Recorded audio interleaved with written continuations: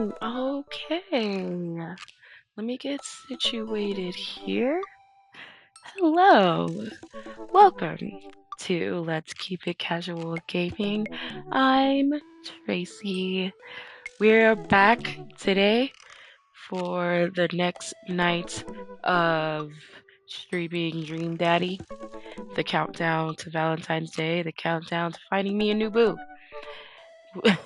This is a dating sim where it's single dads only. And you'll actually shoot, they're supposed to be single, but Joseph is actually married. Marriage seems to be on the rocks though. Everyone else, as far as I know, they are single and eligible. Oh yes, hi. What's up, old man Breezy? Yeah, there's my cat in the background. He's been a little bit clingy tonight. He's not a lap cat, but he was sitting on my lap earlier. So yeah, he may not. I don't know what's going on. He may not. He actually might stay on the stream in the background. But yeah, say hello to Kiva. I have my kissy mug ready to go on some more dates with our lovely dads.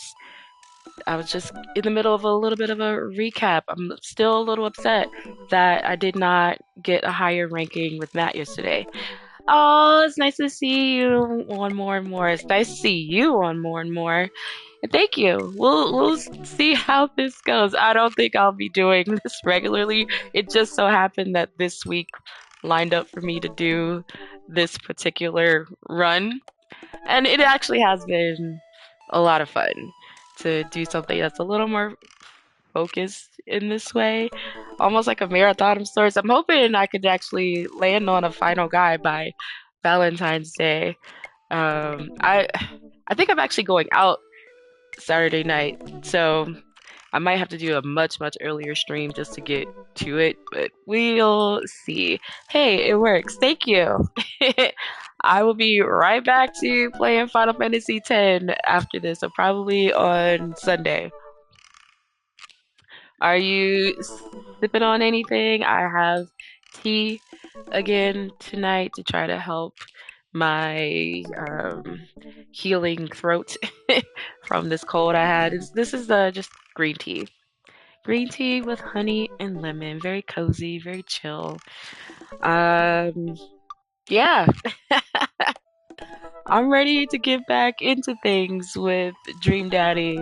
I'm a little scared after blowing it. Well, no, I didn't really blow it with Matt, but I didn't do better than I didn't do as well as I wanted to. So we have a couple of messages over here to the right, it seems. Oh, you have tea? You're getting over a cold. Ah, dang it. So sorry, but glad to hear you're on the mend. Yeah, I work at a daycare right now, so yeah, I'm around babies for the most part, and they are gross. They're just snotty, coffee.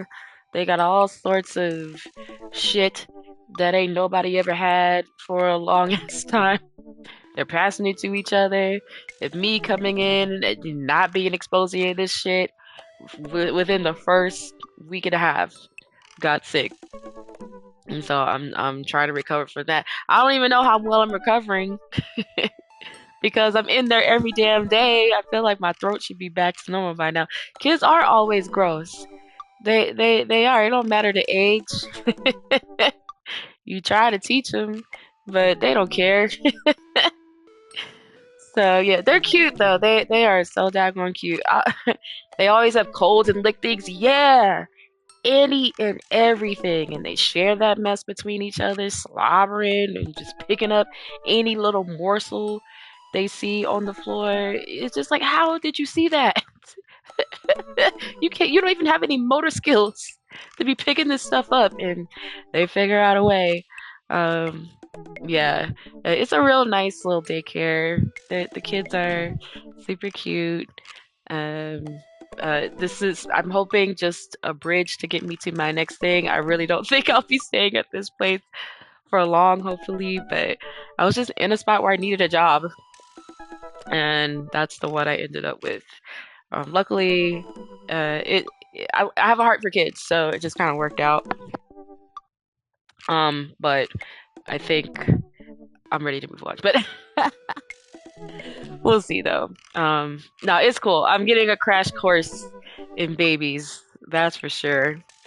Um, I always felt so awkward before, but now I feel like I'm getting a little bit of the hang of things. It's not very intuitive for me, so I'm picking up on some stuff. So at least there's that. And if nothing else, I'm expanding my skill set. I'm getting some life experience. I'm around nice people. I'm around the energy of um I don't know, just like fresh humans, babies. Just I don't know. I feel like I'm fine tuning something within me in that way, if that makes sense. But yeah, they. I mean, I get along with kids, babies pretty well, so it just kind of works out. Um, but I was worried about the getting sick part, and immediately I did. So so it goes. All right, let me see who I want to date next. I still want to. Okay, I want to date one of my top people, but we also have looks like a group chat over here. These are actually my top two over here. Let me see. Oh, hey, are you up to anything tonight? Getting right into it, are we? Let me see. Hugo and I were planning to go to the art walk downtown, and we're wondering if you would care to accompany us. Yes, of course. Can I go as me, Tracy, the human, not the player? Because I would love all this. Oh, and with my top two dudes, okay.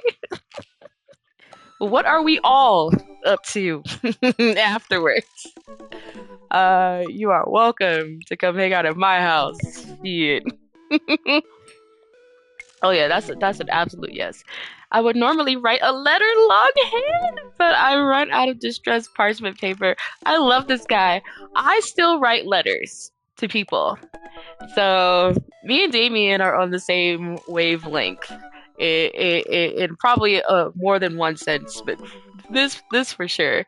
I mean, I don't write letters to ask people out, but I do send postcards and write letters to my very good friends. It's really fun, and it's nice when I get things back. Sometimes, actually, I think the only person who ever is really written me back is yeah, those letters are nice. It's only a couple of people that'll actually send me handwritten things back. But the main person that's pretty consistent is Jamie. Whoa, why can't I see Damien and Hugo's chat?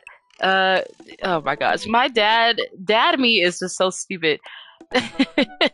He gonna respond in the group chat. How can I see this? You dumbass, it's a group chat. He ain't never been in a group chat before. But I don't even have a hacker alias. The feds are gonna bust down my door any minute now. I gotta destroy this computer. Tracy, this is the group chat. Yes, thank you, Hugo. My God. Oh, thank God. Do either of you guys know how to destroy a computer? Oh my gosh. You can run Derek's boot and nuke from a startup flash drive, but once you've done that, it's best to destroy the platters altogether. See, even Damien knows what his old school ass. He's like, you dumbass. Um, the Victorians were well versed in information security. Were they? Do you want to go to see some art or not? Yeah. Art is good. Let's go see art. Yeah. David and Hugo invited me to the monthly art walk in downtown Maple Bay. I've never really been to one of these before, so I'm not quite sure what I'm in for. I think I'm here a bit early. I don't see Damien or Hugo around anywhere, and I feel just a little uncomfortable standing among all these fancy art people. Tracy? I turn around. No! No! Why? Why? I want to cry. Get out of my face. Jesus. What are you doing here? Joseph scoffs at me. What am I doing there? How could you ask me that? I'm obviously a huge art appreciatist. Oh God, shoot me. Oh. Ugh. Art slut.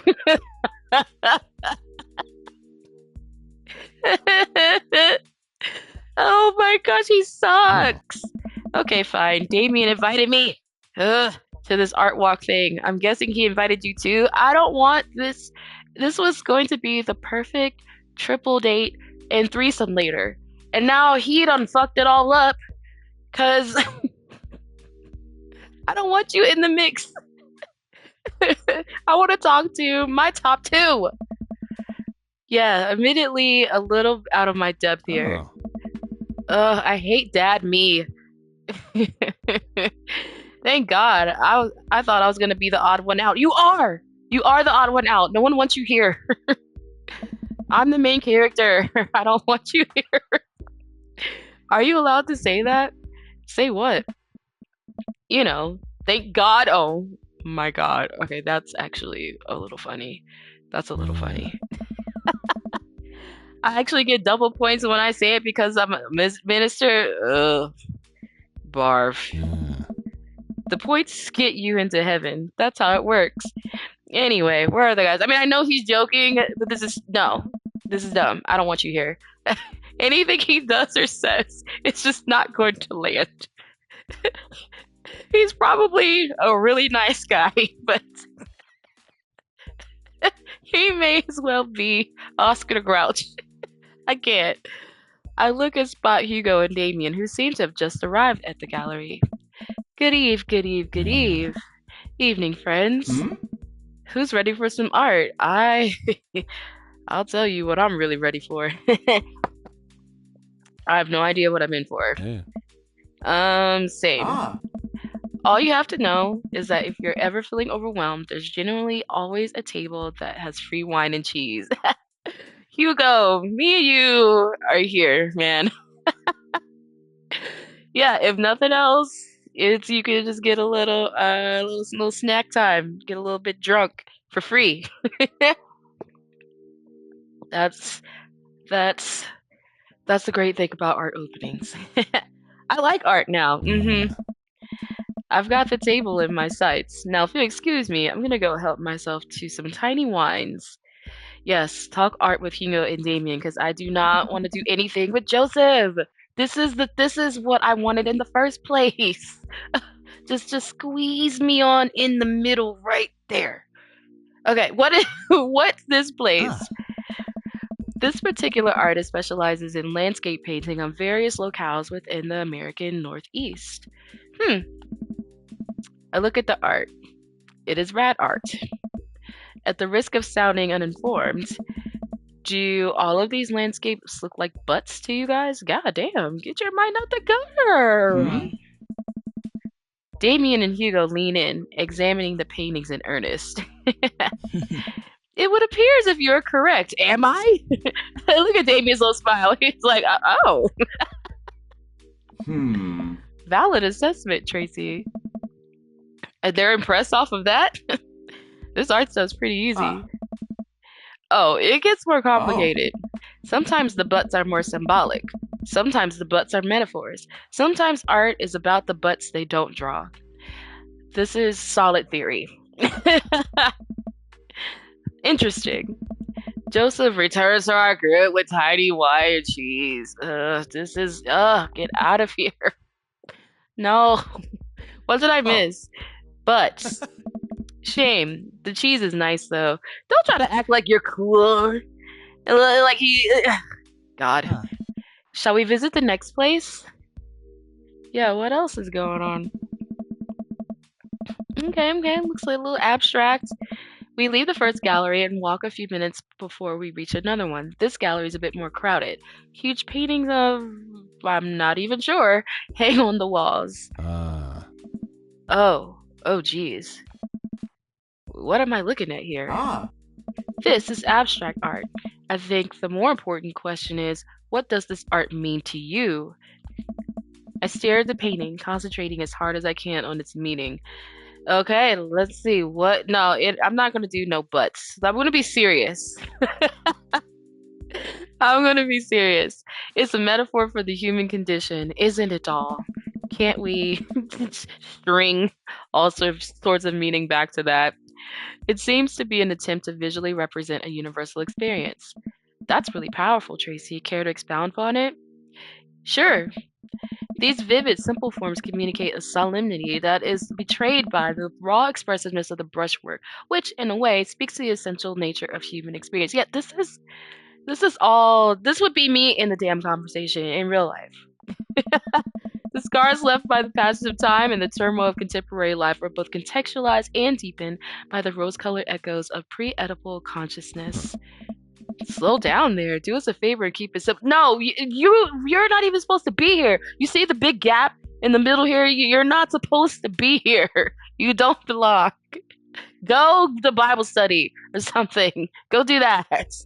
We're trying to have intellectual conversations about art and meaning. It's a butt. Of course, they had my dad go there. Everyone else stares at the painting. So is this just going to be the answer? Should I just go to the next gallery and just talk about butts? Because they're trying to be funny. See, I have to lighten up. I'm actually really trying to treat this like a real date. While a valid assessment, I can't help feeling your initial judgment may be closer to the artist's intentions. I know! Just dad me in the game is just stupid. Maybe you're underestimating how much the artist liked butts. Ugh. You are a servant of the Lord. We're all God's creatures, even butts. They're trying so hard to make this guy seem cool and like, oh, he's not the typical minister. He's contemporary. He's with it. I don't care. Oh. I don't want you here. I'm so pissed. Comparing this piece to the artist's body of work, I'm pretty sure this represents the sense of isolation he feels creating traditional abstract artwork in a field that's rapidly moving towards digitalization. How do you figure that? That's what it says on the placard. That's a great place to start. Let's look at a few more of these. We walk around the gallery, sampling some more of the artist's work. I almost hate to say it, but abstract art is kind of growing on me. It's interesting what the artist chooses not to let their work be defined by. What's the word? Realism? Realism. Yes. As we're looking at one of the paintings, a patron scoffs loudly. I could do that, but you didn't. Oh. Excuse me? Oh my. Hugo, not here. Uh-oh. Ooh, is Hugo about to get feisty? No, come back here. Uh-oh. He's incensed. The patron walks away, not noticing Hugo fuming right next to him. You say you could do that, but you didn't. See, exactly, but you didn't. You don't seem to have the intellectual depth or the artistic skill to execute a piece even a fraction as impressive as this one. Tell him. Art is the truest expression of the self, and it seems like your self is bad, so your art would be bad. Hugo's insult game isn't the best. But there's no denying his passion. Yeah, I feel it. Damien is holding him back at this point. Friend, he's not worth it. Hugo manages to cool down. He smooths his jacket. This is kind of hot. I don't know. I'm sorry. I just love art very much. Me too, Hugo. Me too.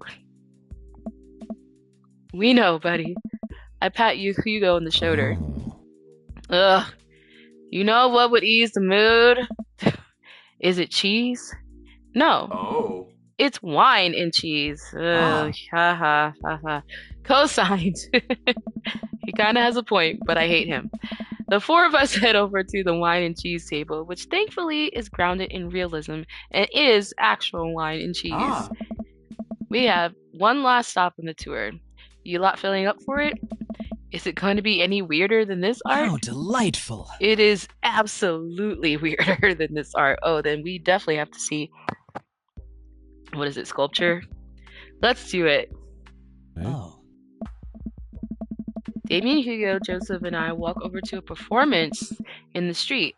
Several masked performers in leotards undulate wildly on the ground, screaming both at each other and us. McDonald. Oh, hell no. So, quick question. Ah. What is happening? I second this question. Performance art. What does it mean? Again, I pose the very same question to you, Mr. McDad. Shit. They really like screaming. That they do. But I'm not sure if that encompasses the whole of their performance. What do you think they're trying to say? I believe it's less about what they're saying and more about why they're saying it. I think there's something special about performance art. With almost every other form of art, music, painting, photography, the artist uses their medium as a conduit for their emotions. With performance art, the medium is the artist. It's the purest expression of raw human emotion. It's art as catharsis. I mean, or it could just be the spectacle in the middle of the damn street, which is what it sounds like they're doing. That's beautiful, Damien. Hey, don't y'all fall for each other. Eyes on me. So what you're saying is, if I start making really loud fart noises right now, it's art as long as I like really mean it. I just want to kick him off the screen. Damien fixes him with a hard stare. I was gonna start making fart noises, but based on the look of your face, that joke isn't gonna play well with this crowd. No. Wise, yeah, exactly. Thank you, Damien, keeping it classy. We watch the rest of the performance as earnestly as we can and clap politely after the dancers scream their way off stage. I think I'm all arted out. Agreed. We all decide to walk home together. Okay, bye, Joseph, you can go on. And the rest of us will take this back. We make our way back to the cul-de-sac, tiny wine and tiny cheese sloshing around in my stomach. I think what I've learned tonight, and not just what I've learned about art, which was nice and extremely informative, but what I've learned tonight is that when you put a bunch of tiny wine and cheese together, it eventually becomes regular wine and regular cheese, followed by too much wine and too much cheese. The tiny cheese lulled me into a false insecurity. I felt safe with the tiny cheese. Wax wings too close to the sun. Cheese wings? Those would melt in the sun too, and I feel like it's more excuse me, appropriate imagery. Plus, it'd be delicious. A nice, ooh, I've never seen this word before. Emmentaler, I've never, yeah, the cheese talk is a lot. It's stupid. I'm gonna have to look this word up later. I've never seen it before in my life. Normally my vocabulary is actually pretty decent, but they got me on this one. Oh. Hey, if you guys were painters, what would you paint? Okay, that's actually not a bad little question. Stupid Joseph. I actually dabble in oils. Me too, Damien. What's up? I mostly paint landscapes. I'm not very good, but it's a nice way to pass the time. Oh, I'm sure it's delightful. Oh, okay. Hi, Kiba. I think I would focus on personal portraits of people in unique professions, like, for example, luchadors. Oh, Hugo, take me. I do portraits. And that'd be a cool series. Oh. Kiba is a star. Yeah, he is. He's gracing us with his presence in this stream quite a bit. I think I paint boats, seascapes, maybe some lighthouses, mostly boats. Wow, how breathtaking. Really? Hey. Why is my dad me being all intrigued? No. Get out of there. Yeah, I'm surprised you're choosing boats in favor of a long history of religious imagery and artwork. Oh. What? Boats are cool. Oh. What about you, Tracy? Tasteful nudes of the artist, which I that is what I do. That is a series. Yeah. Chad, Vampire, and Professor. Yes, yes. That. Oh, I love these. I love that little classification. Yeah, I'm definitely down with Vampire and Professor. I will take individually, put them together, whatever. I feel like this is what I would trend towards in real life. Art is a money-making business. I know what sells. We finally get to the cul-de-sac. All right, boys. Good art. Good art. Agreed. Oh, See you guys around, whether you want to or not. We're all neighbors after all. Get out of here. I head inside to deal with my inevitable cheese over. Yeah, it's gonna be on the toilet. Welcome. You've got dads. Okay, now let's go on a date. I'm definitely gonna pick Damien or Hugo. Oh, he's so handsome. Okay, I'm gonna do Hugo. Okay, I can't blow it. Yes, thanks, Tati. Yes, Hugo. Okay, hold on. I think Kiba wants to sit on my lap. I think he's feeling a little neglected. I'm sorry. Bear with me, y'all, while I have to be in cat mom mode for a second. All right, just have a seat. There you go. All right, we'll see how long this lasts. Oh man. I navigate to Hugo's dad book page and type out a message. Hey, Hugo, great seeing you at the barbecue. Want to hang out sometime? I wait for a few minutes before the computer dings. Yeah, look at Mr. Kiba. He's the. Oh, I'm so glad you messaged me, and I definitely want to hang out sometime, but I have a favor to ask. Our class is going on a field trip to the aquarium today, and one of our chaperones called in sick. Is there any possible way you could come by and replace him? Oh, yeah, apparently my dad doesn't work, so yeah, I have the time. I completely understand if you don't want to or can't make it, but I'm going to be honest with you here. It's the middle school class. I need as much help as I can get. Oh, yeah, I can do anything for you, Hugo. I think about it for a moment. Man, that's a lot of screaming kids that I'd be accountable for. And they're in middle school. Arguably the worst age to be. You're a wealthy dad. Hell yeah, apparently. Maybe I got money after my wife died. Just living off that. uh, oh, okay. Heck yeah. I like kids. Amanda silently trudges into the kitchen and pours herself a bowl of cereal. Morning, Amanda. Morning, Pops. Hey, how was middle school? How was middle school for you? Bad, but nobody likes middle school. It's 3 years of bad acne, crying, and being generally terrible.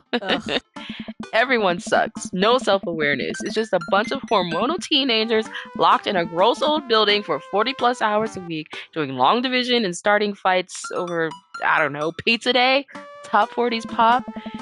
Middle schoolers should be avoided at all costs. Damn. What was your middle school experience like? Shit. I thought my middle school experience was fine. To be honest, in real life. I guess it was maybe some of those things she mentioned, but it wasn't like this terrible time in my life. I thought it was actually pretty normal.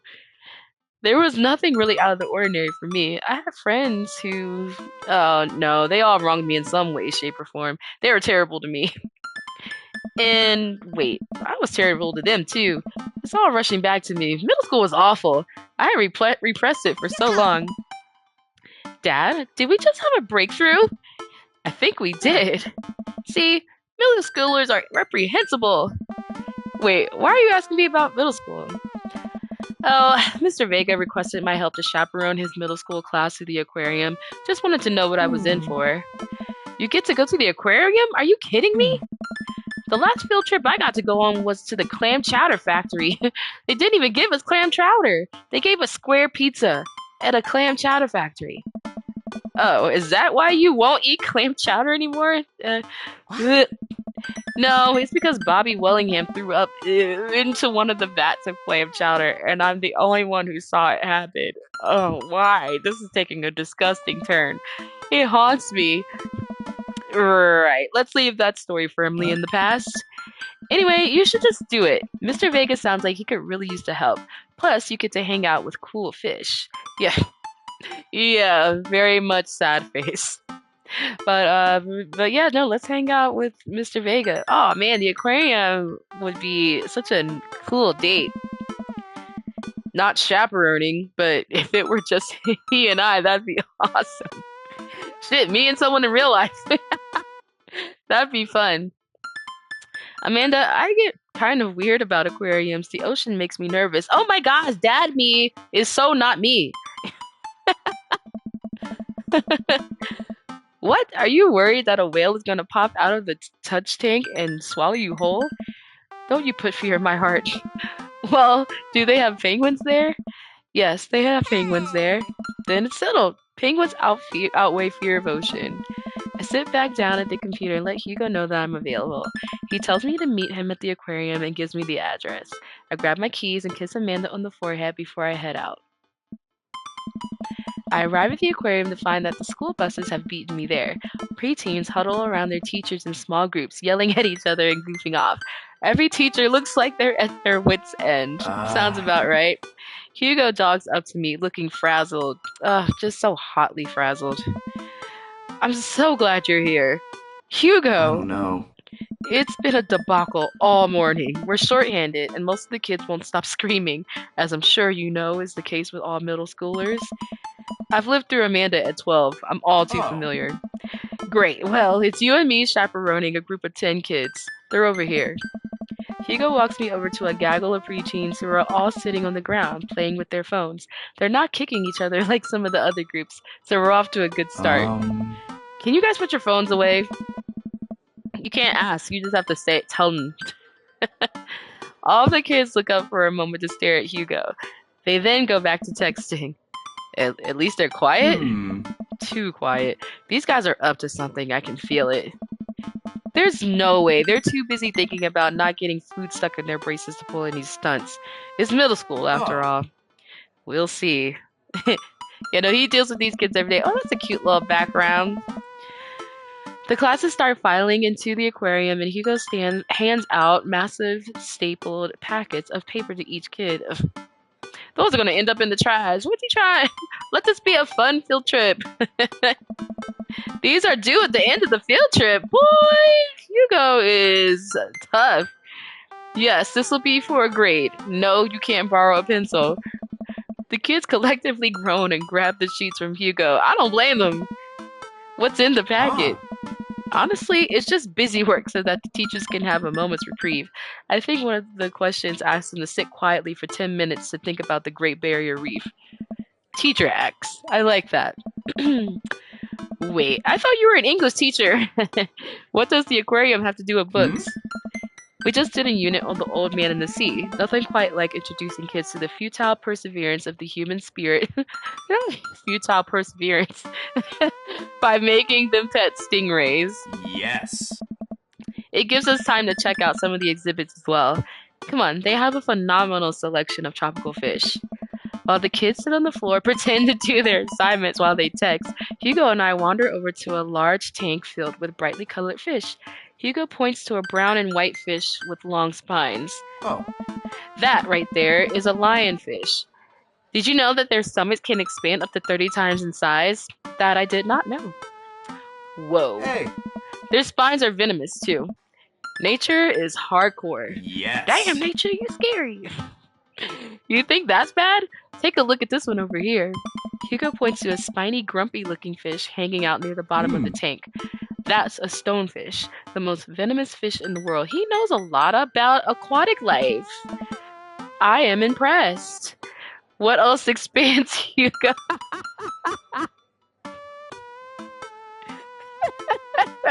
Tati asking the right questions. And they just like keep it here? Oh, they're relatively harmless so long as you don't step on them. What happens if you step on them? Tissue necrosis. Oh, God. Cool. Nature's wild. Man, Hugo seems to know a lot about fish. I feel the overwhelming need to impress him. Oh no, calm down, Dad me. This is where we fuck up. Just relax. Hey, see that fish over there? That one? Yeah, that's the. See, you about to just make up some shit. Now here I go. Oh, you gonna wrangle me, player me into your foolishness? Humphead Ras. Oh. Yeah, he's looking at me like, bitch, shut the fuck up. Did you know that? Oh, let's see. Let's do paranormal fish trivia. This fish sleeps upside down, but contrary to popular belief, is not an actual vampire. That's the vampire fish. Oh. Wait, are you serious? Absolutely not. I'm playing it for the gag here. Oh. Oh, he liked it! Okay, cool. Alright, so far so good. I'm knocking it out the park, I think. We lead the kids to another room. Sharks, sea turtles, eels, and other marine life swim around in a massive floor-to-ceiling aquarium. Oh, the hearts are so cute, right? Yeah, he's just cheesing with little dimples. Oh, I love Mr. Vega. The kids begin trying to take selfies with the sharks. Hugo leaves my side to separate two kids who started fighting over Capri Sun. I walk around the room reading the tiny little blurbs about different fish swimming inside of the enclosure. After a while, I look around to see Hugo again. He's gazing up at the aquarium in childlike wonder. Aw, that's so cute. The ripples in the water cast blue, moving shadows across his face.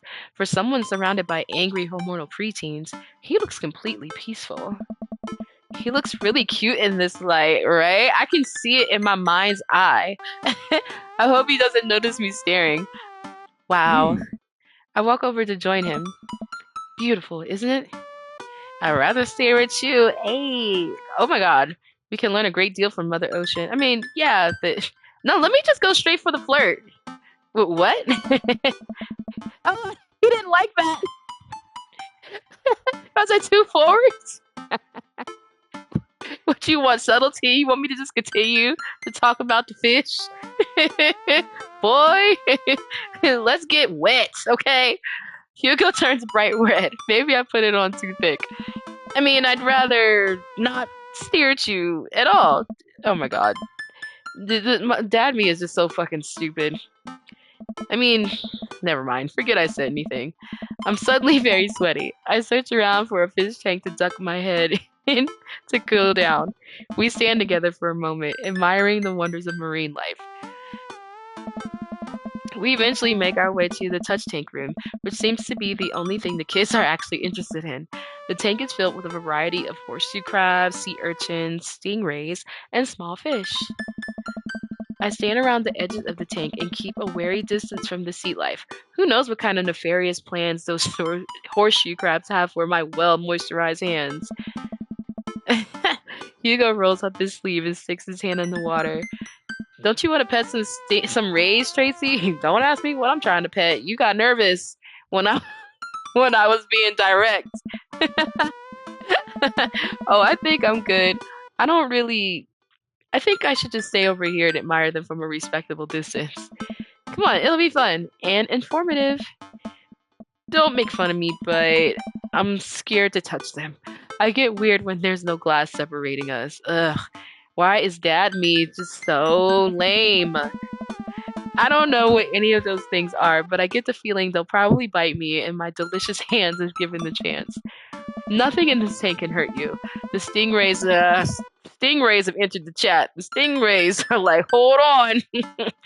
We got one of y'all infamously years ago. The world is still not over, Steve Irwin, okay? The stingrays have had their barbs removed. The horseshoe crabs only eat little clams, and the anemones are perfectly safe to touch. Against my better judgment, I approach the tank, slowly dipping my hand into the cold water. I touch a stingray as it glides past me. See? Not so bad. It feels like a fun, slimy leather. Things get a lot less scary when you learn more about them, right? I dive my hand back into the touch tank with a renewed vigor for ocean life. I poke at some urchins and feel the hard carapace of a horseshoe crab. My hand brushes against Hugo's as we reach for the same anemone. I pull away, blushing. Hugo smiles at me. Oh, now you smiling. Hey, you're supposed to be touching the fish. Sorry, I get a little carried away. Wait, that girl over there looks suspicious. Why's that? Hmm? Are backpacks usually that wet? Hold on. Susan still in the fish? Hugo runs after a middle schooler and catches her before she can make it to the exit. Wanna tell me what's in the bag? Textbooks? Wanna tell me what's really in the bag? Susan won't budge. I walk over to Hugo and the girl. I think he might need a bad cop. Look, kid, we don't have time for games here, okay? Oh, okay. He likes me coming in handling business. Don't worry, I got your back, boo. Whatever it is, it goes back to the touch tank. Now, you're not a teacher. You can't tell me what to do, but bitch, I am an adult here responsible for your ass. Now, I'm not going to jail over your bitch ass. Well, yes, well, I am. Can you please put the bag down? Next time, we won't say please. Susan glares at Hugo for a moment before dropping her book bag on the floor. It lands with a wet slap. We stare at it for a moment before it starts to move.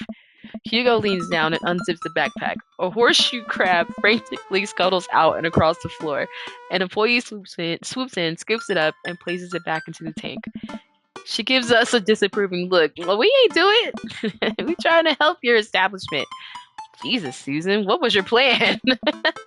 I was trying to free him. Oh, girl.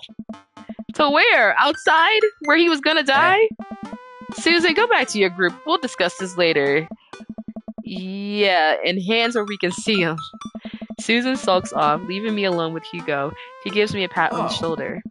Middle schoolers have sticky hands. I doubt that's the first time that's happened here. Or the last. In the next room, we see a variety of smaller tanks. Sea urchins, tiny fish, and a rainbow of beautiful underwater plant life surround us. Look over here.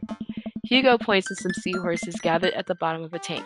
One of them is in the middle of giving birth. Okay. Sure. That's actually the male seahorse. Sort of takes fatherhood to a new level, doesn't it? Hey kids, come check this out. There's a male seahorse giving birth. Man, shit. Human men could never. Okay? It'll be a totally different world if them niggas would have to carry and birth kids. Jesus Christ. A low murmur from the students. They just jump back on their phones. Yeah, they can just watch it on YouTube. They don't care. Fun fact, male seahorses can give birth and then get pregnant in the same day. Ew, god damn. Slutty. Man, we thought we had it hard. You don't, really. Not too hard. I wonder if they have to deal with their kids' awkward teenage years too. All however many thousand of them. You seem to know a lot about marine life, Hugo. It's not really my specialty, but I do make a point to learn as much as possible whenever I can. That's kind of cute. I think that learning shouldn't end when you leave school. We should challenge ourselves to find out more about the things we don't understand every day of our lives. I agree. Swoon. I'm swooning. I love this guy. Because if you stop learning, I don't think you'll ever be able to grow or change as a person. Amen. Good point. But I still don't trust the ocean. We'll get there. Yes, we will. We finally make our way over to my favorite part of the tour, the Arctic exhibit. Did we get to see the penguins? Yes, we get to see the penguins. Hell yes. Oh, penguinos! Oh, little penguinos! Our group of kids run around the exhibits. They won't stop tapping on the glass of the puffin enclosure, trying to get their attention. For at least a few minutes, teachers, chaperones, and students alike seem to be having a great time. What was I so worried about? This isn't too bad. Sweet man, I mean, all you gotta do is keep everyone together. Hugo suddenly grabs my arm.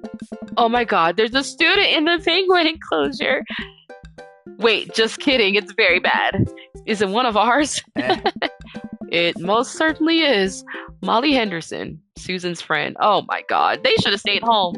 You can't take them nowhere. I look over to the penguins and see a determined looking kid crouching behind a rock.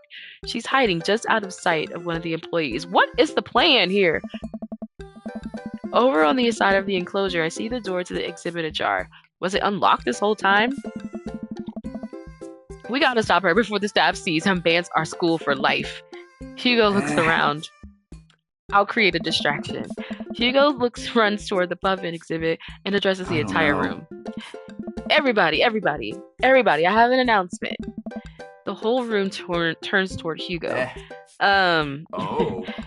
Here's a few facts I bet you didn't know about penguins. Everyone just stares at Hugo, confused.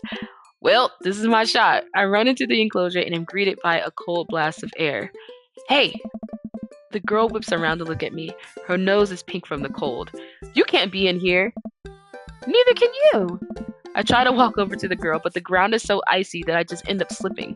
I catch myself before I hit the ground, but the girl still laughs at me. Just leave her in there. That'll teach her. Just stay in there cold. Have her parents come pick her up. Contrary to popular belief, penguins are birds. Birds are traditionally known to fly, but penguins can't. So I can understand some confusion when we're discovering. Oh, I accidentally sped ahead. The crowd is still somehow enraptured. I mean, look at him. I would be enraptured too. Kid, what are you even doing? I'm letting the penguins go. They deserve freedom. Where are they even going to go? They're going to live in my closet.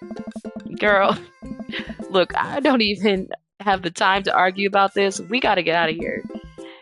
Not until I save a penguin. Oh, just one? Why don't you just don't go and try to save them all? Little known fact is that penguins only live in cold climates, with some exceptions. So they don't all live in cold climates if you're splitting hairs here. Did I mention that they don't fly? The crowd is starting to lose interest. I'm running out of time. Bribe her? I'll give you $20 right now if you leave with me. Molly thinks for a second. Okay, well, give it to me right now. I reach into my pocket and pull out everything I have, examining each bill. Okay, well, I have $12 and some change, but there's a button here. Is that enough? Pay me the other $8 later and we have a deal.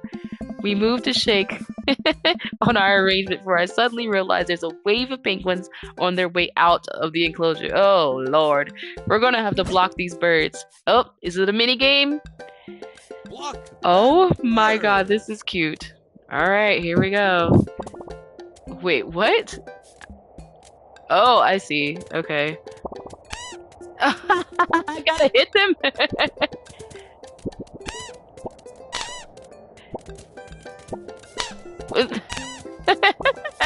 This is so silly. A penguin escaped. Wait, where the hell are they going? How are they escaping? You lying.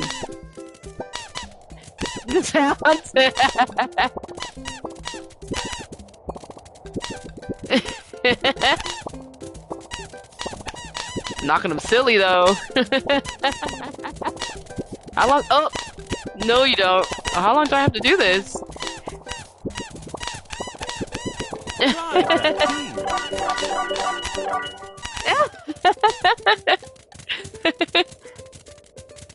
Okay, was that only 2 penguins? I'll take that. Okay, these numbers are stupid. They just be making up numbers over here. Bribery works. Phew, glad that's over. Just in time, too. Looks like Hugo is wrapping up his diversionary penguin speech. And that's why I think penguins are one of the best animals in the world. A few people in the audience clap out of a sense of duty.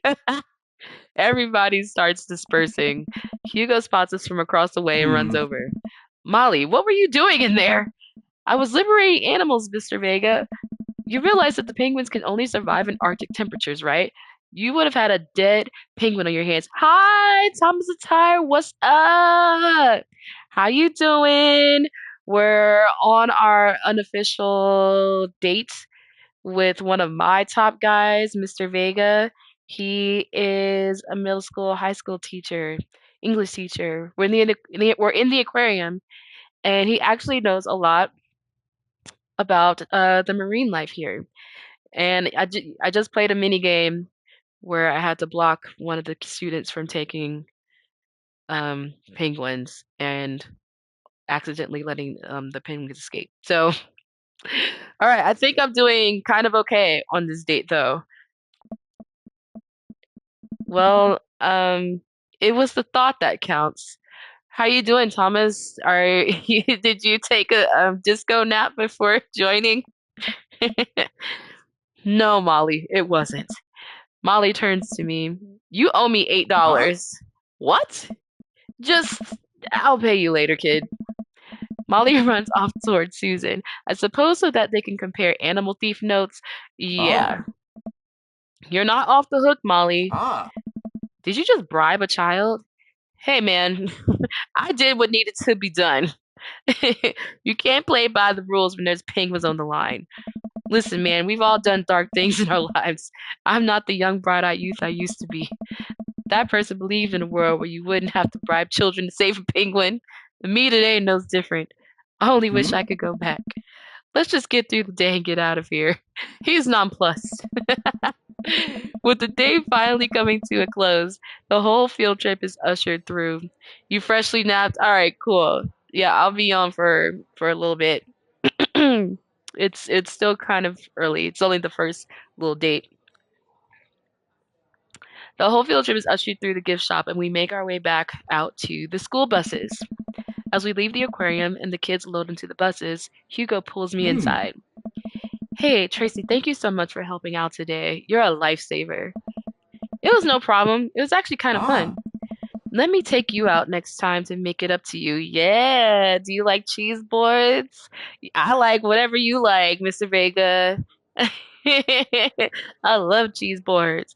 So okay, so all these answers look like they're the same, but I have to answer it in a specific way, or otherwise he's gonna give me the dark clouds. I'm gonna just say I love cheese boards. Let me just keep it casual, keep it chill. Don't need to put no stank on it. Great. Well, I gotta go make sure the kids. I don't think he liked that. I didn't get the hearts. That was just like a neutral response? Okay, God damn it. I'll take that rather than a bad reaction. Okay. I gotta go make sure the kids don't steal anything else. See you around. I ain't getting no. We ain't make out at the end or nothing. This is stupid. I'm I'm rusty at dating, I guess. I walk inside to find the house empty. I know my daughter ain't leave without texting me. I wonder where the panda's at. Before I know it, Amanda pops in through the Huh. front door. What you up to tonight? Just doing some homework. How was the aquarium? It was an adventure. Some kid tried to steal a penguin. You're empty. Shit. Yeah, no, good thing she had her ass back in here. I don't know. My daughter is up to something. We've all been there. I had to run in and grab her before any of the employees saw. Hey. You got to go to the penguin enclosure? Did you steal a penguin for us? Amanda, no penguins were stolen thanks to the valiant efforts of myself and Mr. Vega. It was nice getting to spend some time with Hugo, though. I'm surprised he helped complete an overt op. He's usually kind of a what? Kind of a stick in the mud? He's actually pretty cool. I had a good time with him. Alright, too much adventure for me today. I'm gonna go rest my eyes. You mean take a nap? There's a difference. You'll learn when you become a father. Shit, when you become an adult. Yeah, so many times I rested my eyes, quote unquote. Okay, so we're gonna see how I did with Mr. Vega. You better get me higher than a C. Not Okay, bad. not bad, but I don't want the guy I don't want to be my best date. How come I'm blowing it with the ones I actually like? This is stupid. All right, Welcome. let's You've go. got Let's dads. go to our next one. Oh, blowing up. What is? Oh, what? Let me see what this is. It's probably nothing. Like new feature. This is you from the past. The roster, right? Yeah, I'm gonna have to get out this little window. What is this? I figure you're trying to reply. Well, okay, this is a weird little thing. Sorry, I'm speeding through this because I don't know how relevant this is. I forgot how I did that as well. The future is amazing. Listen, life is short and ice cream should always be acceptable, but unfortunately, this isn't the society we live in. And it's less the society we live in and more me projecting my own anxiety about being judged into others, but you know what I mean. By the time you're reading this is a certain time of day in which no one will bat an eye you for going out and buying ice cream. You know what to do. Be good, me. I don't want to buy that ice cream right now. I want to go on my next date. Let's go out with Damien because that's my other. So I've already gone out with Craig. That's my college buddy. I don't care for him. He's hot, but no, I don't want to date him. But he's the only one. I did the best. I did the best date with him, unfortunately. Matt was yesterday. That was an awesome date, but he graded me a C. And then we just hung out with Hugo, got a B. So Matt, Damien, and Hugo, they're my top three. That's one of these I have to end up with. I can't keep blowing it. Honorable mention, Brian. I like Brian, the husky ginger. I felt like he could cook me, cook me meals and just feed me. That's what I want. And just hang out and have beers and just chill. And then at the bottom, Robert and Joseph. I mean, yeah, Robert, we don't want to catch whatever he's got. This man is sickly and a low key alcoholic. Joseph's just lame. So it's still early though. It's still early. All right, I'm gonna go ahead and hit up Damien.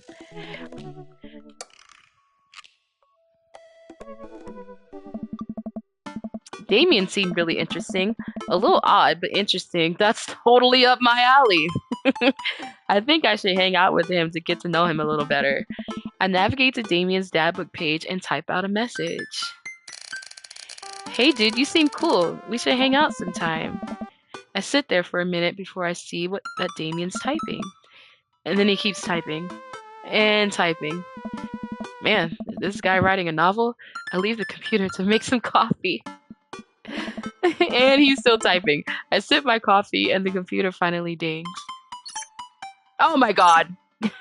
I must confess my excitement to be receiving your kind letter, for as you see, I do find myself available to enjoy your company. I love this guy. Let's go. I must ask for your forgiveness, however, as I believe our first meeting did not paint me in as gentlemanly a manner as I would have liked. I would be highly flattered to enjoy your companionship in my residence for an afternoon tea and a stroll around my garden. Oh, this is a real date, not come to this group thing. Till then, adieu. Yours humbled, the Blood March. He wrote it like an actual letter. This is a text, my dude. But you know what? It's fine. I could appreciate someone who is into writing and language. I stare at the screen and reread the letter several more times. Yeah, because he literally wrote a letter in text form. Can you send nudes? I don't think it's that kind of game, unfortunately. But if you could, I would. I totally would. Hey, Amanda, can you help me with something? I don't think I would send nudes in real life, but dad me, game me, oh yeah, I totally would just go for it. Because it's make believe. Dad. Dad, for the last time, I'm not popping your back pimples. Ew. No, no. Can you interpret this for me? I turn the computer to Amanda and she squints at Damien's message. I just don't understand net speak. Like, is this how you kids communicate with each other now? Dad me is so lame. Oh, totally. This is the hot new thing. See, Dad? Kids got over saying LOL and LMAO or whatever and decided what they needed to do was bring it back to the 1800s. So what do I do? Where's your pen and quill? She's such a smartass. What? Did you forget to unpack the pen and quill? Dad, how will we address the nobleman in regards to your upcoming debutante ball? Okay, now I know you're messing with me. Father, without a proper chaperone, you'll never end up with a suitor worthy of our land, or our dowry, or... So you read Pride and Prejudice for school one time, and now you're reciting things you know about back to me, aren't you? Huh. Like the first 5 pages, and then I read a review of the movie. Still gotta be though. Oh yeah, I like the kid. Yeah, Amanda, the daughter, she's the best thing in this game. She's awesome, and I have a great relationship with her. We have great moments. We communicate well. She is unapologetically herself, and I'm very proud of her. This could be my kid in real life. No, read the book. Exactly. This is why she's failing English. This is why I had to have a meeting with her hot ass teacher. Great. So what do I say to Damien? I got this. Amanda reaches over me and types on the keyboard. I don't need her help to say yes. Sure, sure thing, dude. Regards, Tracy. Amanda hits send and smiles at me. Well, I suppose that's that. So cute. I make the short walk over to Damien's house. Well, I just looked at the background. This man is Dracula. Well, I guess you can't really call it a house. It's more of a manor, estate. The Gothic architecture looms over the other homes in the cul-de-sac. They must not have an HOA. I walk past a couple of gargoyles guarding the front door and look around for a doorbell. There doesn't seem to be one. I just hit that grand knocker. I pull the large, ornately carved bat's head door knocker back, and a hollow sound echoes throughout the house as I strike it against the door. I wait several moments before the door slowly creaks open. He got that groove set up? For sure. I'm intrigued. I think this is going to be an interesting little date. It's a little creepy, but I enter the home and take a few steps into the foyer, noting the oil portraits of who I assume are dead relatives hanging on the wall. Oh, okay. Okay. Okay. I am I'm floored. This is actually quite beautiful. I mean, he really has the legit high tea set up in here. This is great. This date is right up my alley for sure. Real me would totally be down for this. As I'm admiring them, the front door slams shut behind me. Hello? Silence. An oil lamp in the corner flickers dimly, casting ominous shadows against the wall. Why do I feel like all the people in these paintings are staring right at me? Why is it so cold in here? Where's Damien? The portrait of the dog. The Afghan hound. Tracy, pleasure to have you in my home. I look up and see Damien standing at the top of a majestic staircase with a walking candle holder. He loves things of ye oldie time. What's with the door slamming shut? Oh, sorry, there was a draft. And the door creaking open when I knocked. I accidentally left the door unlocked. And the creepy oil paintings? I like oil paintings. Right. Right. No. Real me is not skeptical. I wouldn't even be asking these questions. I'd just be admiring things. And this is how I would get turned into a vampire. Please, let me show you around. Okay. Damien leads me around his house, showcasing his parlor, sitting room, auxiliary sitting room, and the parlor again for some reason. Oh. This is one of the older homes on the block, yes, but nowhere near as old as the architecture might suggest. The inside looks pretty contemporary. You have the older flourishes, but it's pretty cool. Through extensive renovations, I've been able to craft a residence that is both historically accurate to the Victorian period and equipped with the amenities of any modern dwelling. We walk past a door covered in bumper stickers, caution tape, and a black parade poster. Did they listen to My Chemical Romance in the Victorian era? That's probably his emo ass son. That's my son's room. You know how the rebellious teenage years are. Onward, onward, there's more to see. We reach a door at the end of the hall that Damien opens with a flourish. Ooh, library, taxidermy, okay.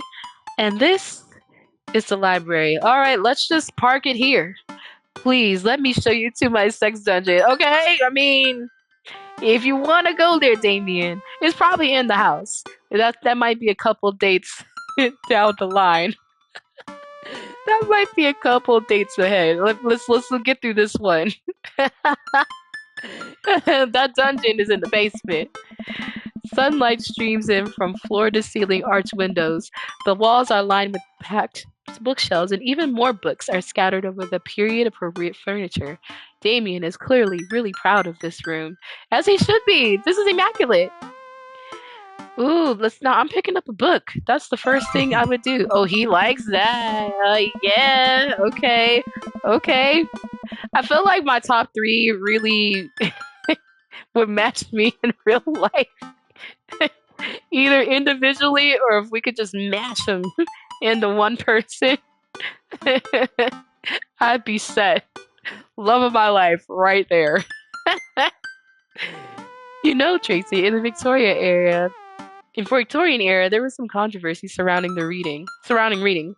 Many people thought more tawdry novels would encourage youth into a life of crime and would cause too much of a distraction from work and school. I pull out a book at random and examine the worn cover. Opening it, I turn to a random page and read aloud. Naruto! Sorry, I wasn't expecting it to be a manga. Naruto struggled against the chains that Sasuke had bound him with. Shirtless and out of... Hold up! This is fanfic? He looked up at Sasuke. Sasuke smirked, unbuttoning his ninja pants. Can't explain, Damien. I think that's enough. Damien got a Wattpad of Naruto porn. Damien snaps the book shut and puts it back on the shelf. That's what I'm talking about. He left that out on purpose. That's a rare book from my private collection. Ain't so private if it's sitting out for company to pick up.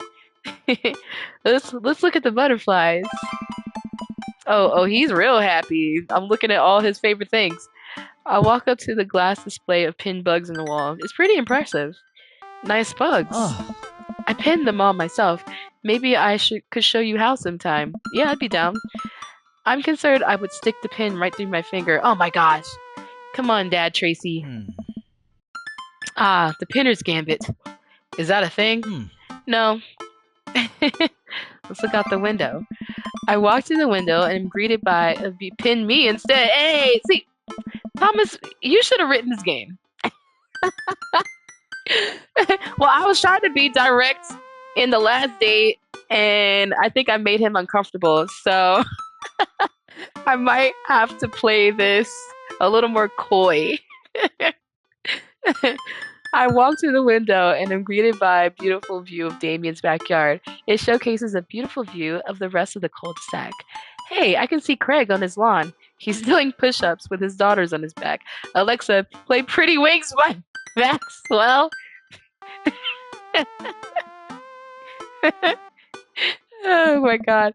He sees me and waves happily, doing push-ups with one hand now. Oh, he's trying to impress me. Damn. Did you know that Victorians spend at least 20 hours a week gazing longingly out of full-length windows? Wait, really? No, but Victorians did appreciate telling a good joke. Oh, Damien. Will you join me for tea? Yes. I'm having tea right now. What are your offerings?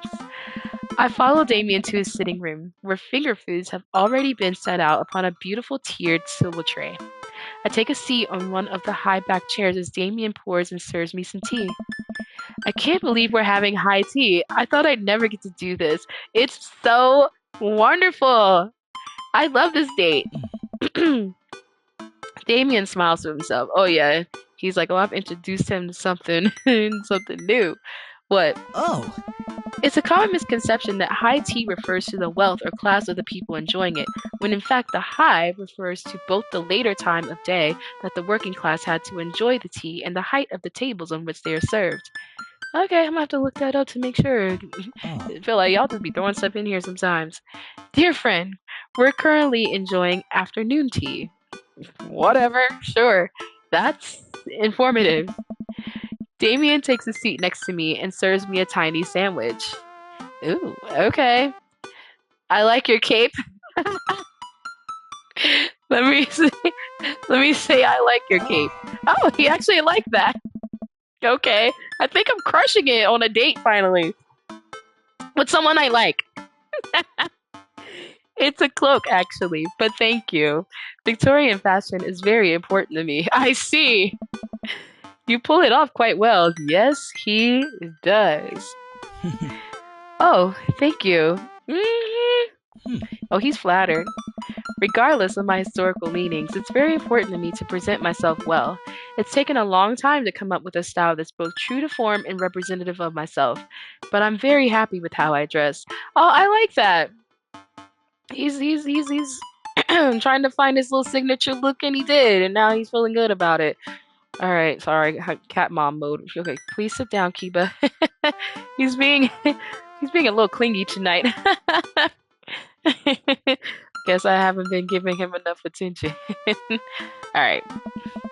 I do get some strange looks, yes, but it's something that brings me a great deal of joy, so I don't mind. Hey, Motoko, what's up, girl? How you doing? And thanks for popping in. I'm on a date with one of my top picks, Damien, the Victorian goth. He's so hot. To be able to wake up in the morning, pick from my closet a variety of cloaks, waistcoats, top hats, and even binders that are period appropriate feels amazing. Okay, wait, is he non-binary? Wait, what? You wear top hats? You don't? No. But what got you so interested in goth stuff?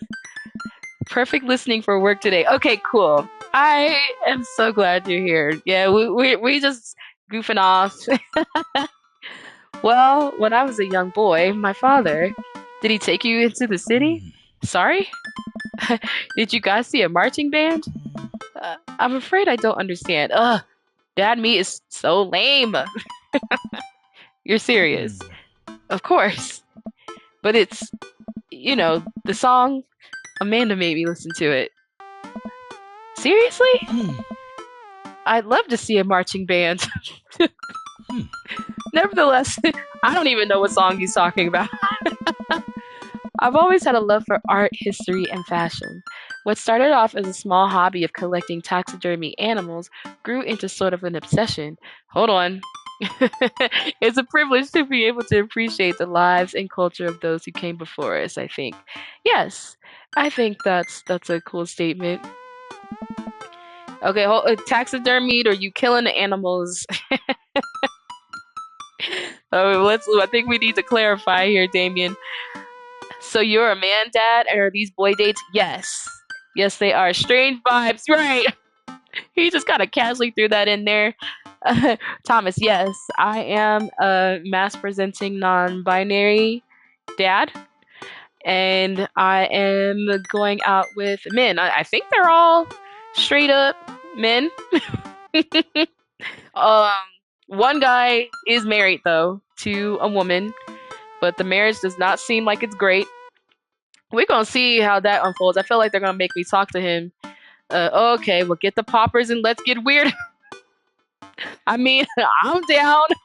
I was like, okay, I'm happy with the representation. That's pretty cool.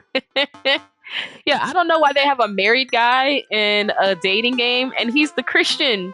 He's the minister. He's married, but the marriage definitely seems like it's on the rocks.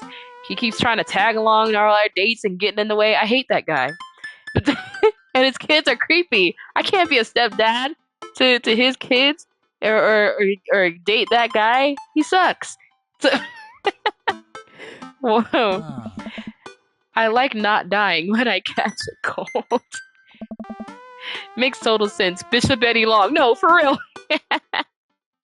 Seriously. He takes a sip of tea. I can acknowledge that there were many very terrible songs about the Victorian era, and to try to live a life that strictly aligns with those ideals would be admittedly horrid. True that.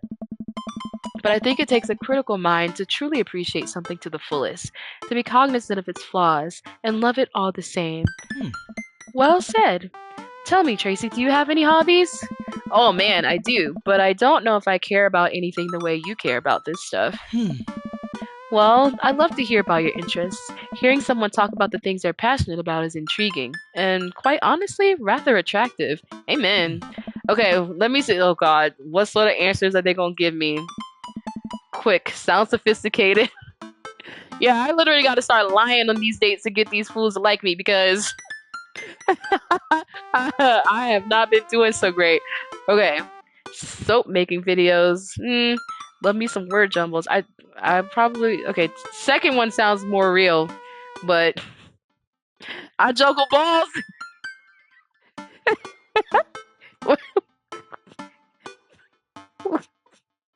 Get out of here. I'm gonna say love me some word jumbles. Oh, he likes that. Oh yeah, because he likes to write. Okay, so we here. So far, so good. Maybe I don't have to lie.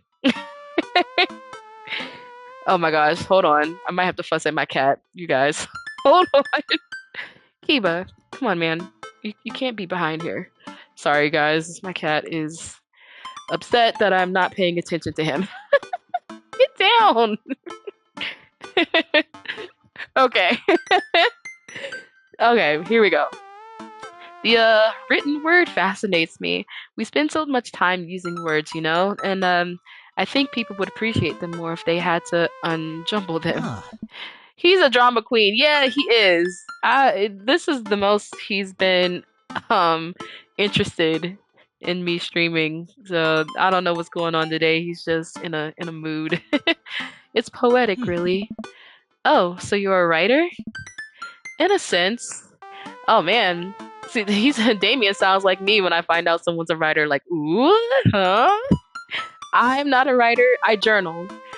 It's just me funneling feelings and just I don't know whatever topics that come to my mind. But I don't do any creative writing in any way. It's rare. It's rare. I think the last time I did anything creative writing was I think I was in love. I wrote poems about somebody that I was falling for. That was over a decade ago though. Don't and nothing be inspiring me like that, but that particular situation did. Yeah. Otherwise, I just be writing, and I work with a ton of writers, and so that's pretty cool. Quam Mills enters the chat, right? Oh God, that guy, that man ain't quote unquote writing. No, you know what? Let me give him some credit though, because I do think he's probably written 2 or 3 out of the things he actually promotes. The rest are just concepts that I think he just be putting online for engagement. Good marketing. I'll give him that. I'll give him that. I think he's a little bit of a hack probably, but the man got our attention. We finished our tea and finger sandwiches. Come, I have one more thing to show you. Uh-oh, is this the sex dungeon? Thomas, get in the chat. This might be the... Oh, it's not. It's the garden. I got my hopes up. Damien takes me around back of his home, where a variety of flowers flourish in beautifully landscaped rows. A small stone path weaves through it, and butterflies flit lazily through the air. My garden. This background, the colors look great, but it is very lazily drawn. It's beautiful. Oh. Thank you. Huh. Victorians took flowers and floral arrangements very seriously. Oh, that's kind of cool. Oh. You see, it was considered uncouth to discuss personal and romantic relationships in public. So, lovers and friends alike would use bouquets to send secret messages to each other. Each flower and plant is symbolic of different feelings. Oh, how cute and romantic. Oh, I would recreate that Huh. in real life. That sentiment. Even more interesting is that one flower can mean different things depending on the other plants it was paired with. One had to be extremely careful, as even the style in which the ribbon was tied around the bouquet affected the message. Well, damn, didn't know that. Damien leans down and plucks a gorgeous bright orange flower off of a vine. Lilium bulbiferum? Okay. The orange lily. What do you think this one means? Oh shit, I don't know. My loins are ablaze. Okay, no, I can't be that forward. I don't want to upset him. This is only the first date. Thou art the tightest? Oh my god! I did start growing a flower over some video game guy I crushed on. No way, for real? No way. What type of flower was it? I want to know. 3 cheers for sweet revenge. Oh my gosh. Oh, they're not really giving me any good gladiolus. Ooh, I'm interested in your rosebud. Thomas, get out of here.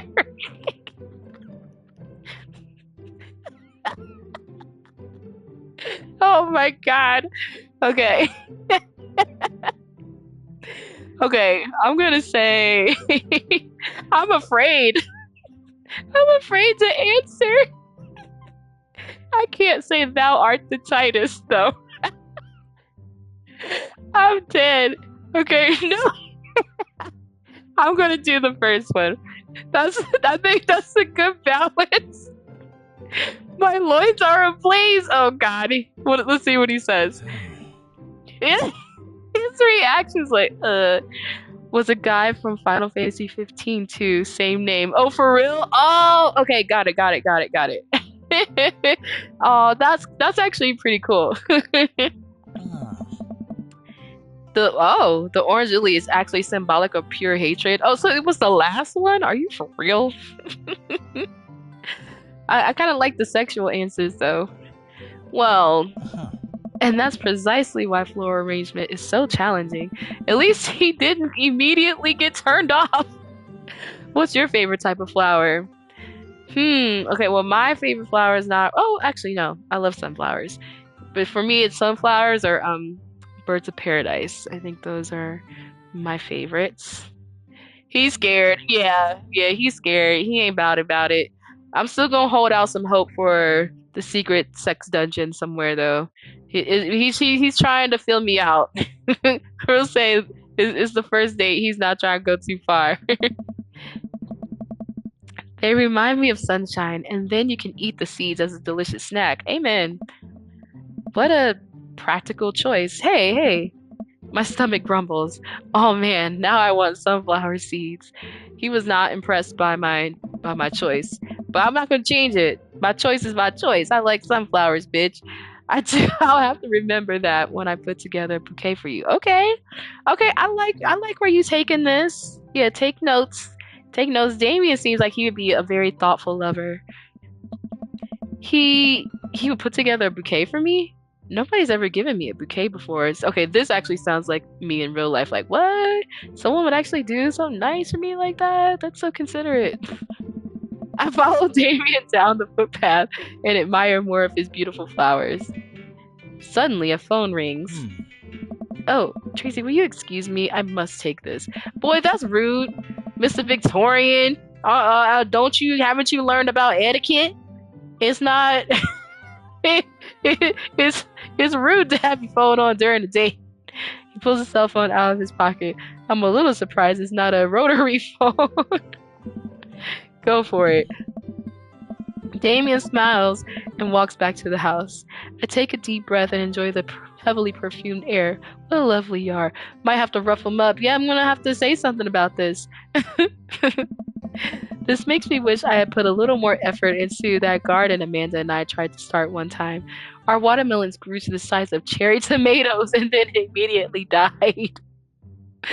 You know, probably was the wrong climate. Oh, hey, a gargoyle. Oh, I knocked over the gargoyle. Well, Fix that guard. fix. Okay, let's see. Well, wait, what? Is that okay?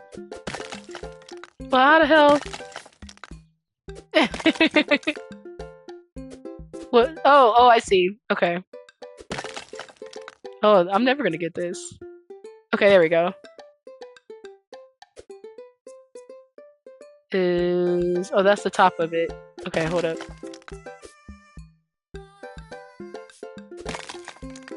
Bitch. Is it? Okay, I'm doing this wrong. That looks like the head. Okay. Now I'm just guessing. Excuse me. Oh, okay. Oh my god.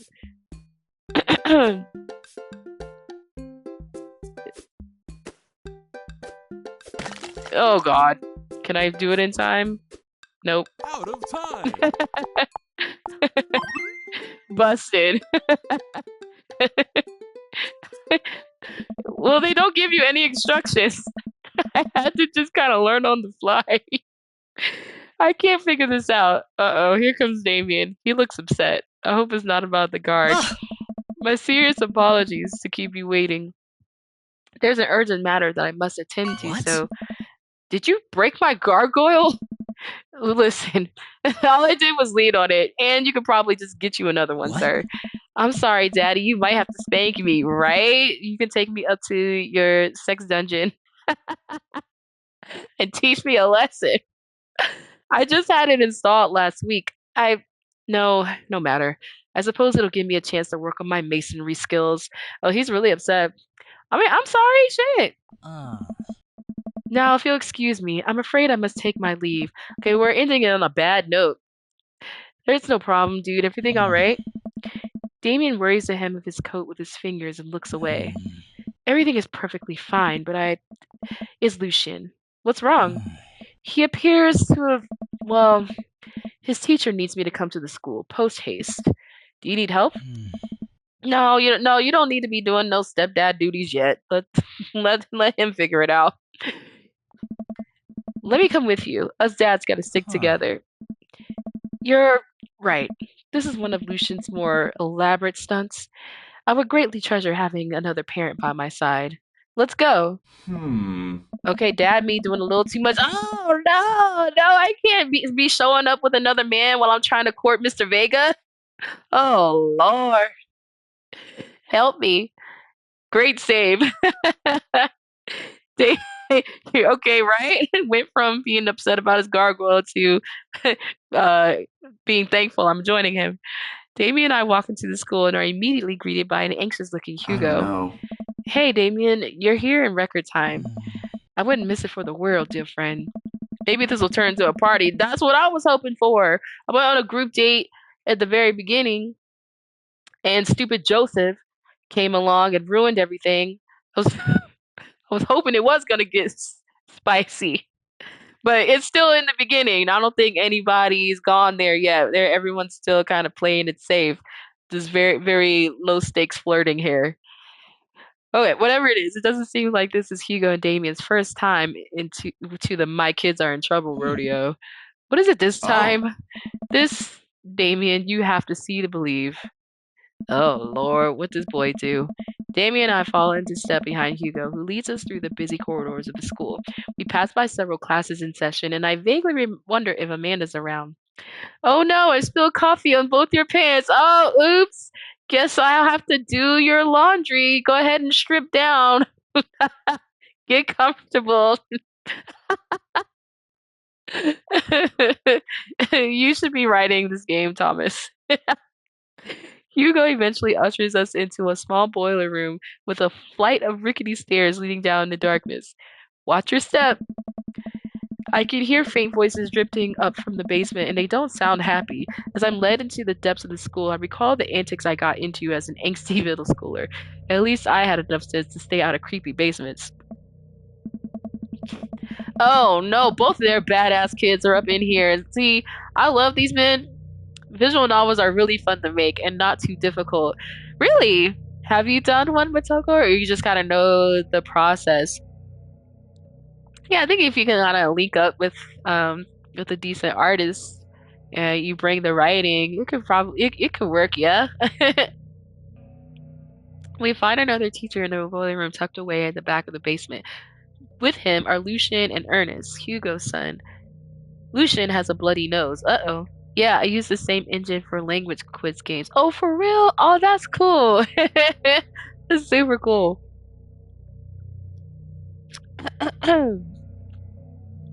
All right. Sorry, yeah, I love Hugo and Damien, but their sons, they're their only flaws. I don't know if I could be a stepdad in their situation because their kids got some problems. I have to do a lot of work there. Thanks for coming. I can't make heads or tails of this. I look around the scene of the crime and see a bunch of bricks and some masonry tools scattered around. Yeah, what the hell are y'all doing down here? What happened here? Ernest punched me. Now you mean tell me, Lucian, with your emo ass, you couldn't fight this guy? You're bigger than him. Lucian tried to kill me. Oh my gosh, you guys. The room falls silent. I was not trying to kill you, dumbass. I was just trying to build a brick wall around you to see what happened. What? You promised me there was wine down here. You tricked me. Both of y'all badasses. No. Do not unleash these kids into society. Wait a second. Lucian, did you try to cask of Amontillado Ernest? I'm neither confirming nor denying that. I turned to Damien and whispered to him, what's Casa Amontillado? I actually have not, I don't know what this is. Oh, okay, Edgar Allan Poe. It's a classic Edgar Allan Poe short story where the man gets his enemy drunk, lures him down to his cellar with the promise of wine of a fine vintage, then buries him alive behind a brick wall. Yeah, sounds like that's exactly what Homeboy was trying to do. It's a lovely story. So wait, Lucian, you tried to do that to him? I was curious to see how it would turn out. I wasn't actually going to leave him there. What was the thought process here? That Ernest was just going to sit still while you slowly built a tomb around him? Well, it worked for like 20 minutes because he's an idiot, but then he realized that I had lied about the wine. You two need some heavy discipline, and you were cackling maniacally. That sort of tipped me off. Ernest, 20 minutes? Dad, Whoa. it took you 20 minutes. Son, we just did an entire 2-week unit on the Casa Amontillado, and it took you 20 minutes to realize Lucian was leading you into an elaborate ruse. Did you even read the story? He's like, son, you're an idiot. He is low-key calling his own son stupid.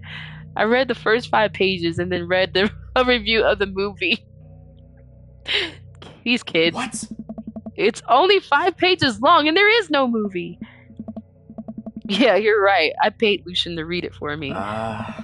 Actually, he didn't even pay me, so when you think about it, this was me teaching him a lesson. Damien and Hugo both have their heads in their hands. I bet. Where did y'all go wrong as fathers? These are your kids. You guys are always telling me to engage in the literature, and I did. I don't see a problem here. Alright, I'm filing this under what the hell. Don't do whatever that was again. You two are both suspended for a week.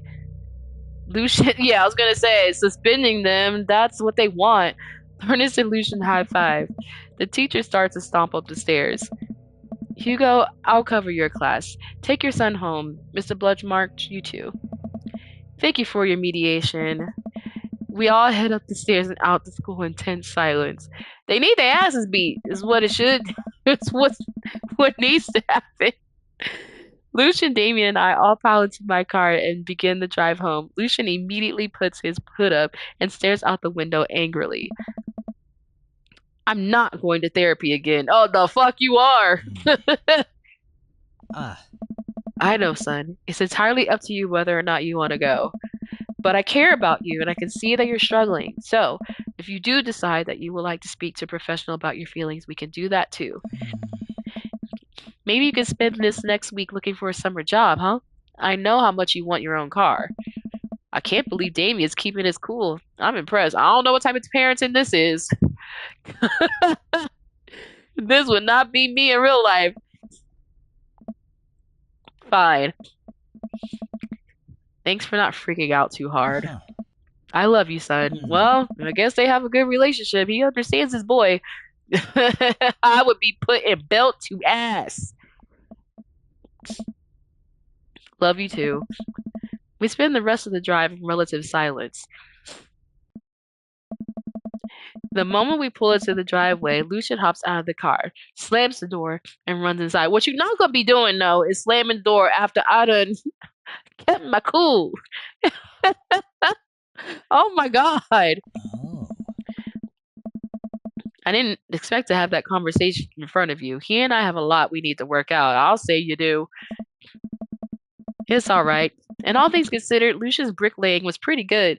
So there's your silver lining. No. There is that, yes.